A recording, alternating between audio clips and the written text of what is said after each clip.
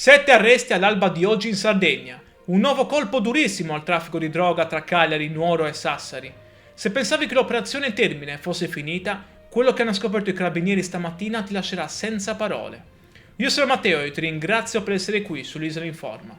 Se vuoi sostenermi e non perdere i prossimi dettagli su questo blitz, iscriviti ora e lascia un like. I carabinieri del comando provinciale di Cagliari con i militari di Carbonia hanno eseguito 8 provvedimenti cautelari tra Sardegna e Pisa.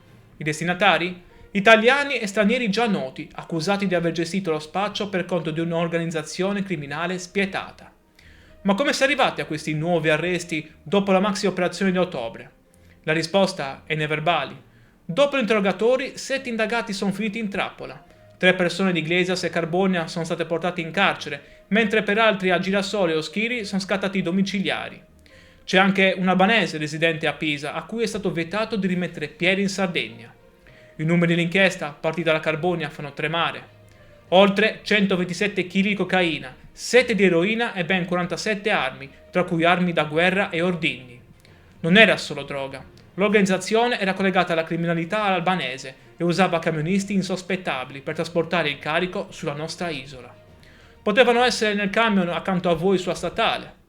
Questa operazione conferma quanto sia ramificata la rete criminale in Sardegna, capace persino di organizzare sequestri di persone. Ma un dubbio resta. Quanti insospettabili fanno ancora parte di questo ingranaggio?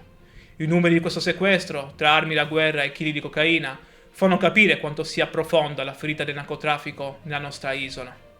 Ma secondo te, operazioni come questa bastano a fermare il sistema o servirebbe altro? Fammi sapere la tua nei commenti, lascia un like e iscriviti per restare sempre informato. Grazie per essere stato qui e per la tua attenzione. Ciao e al prossimo video.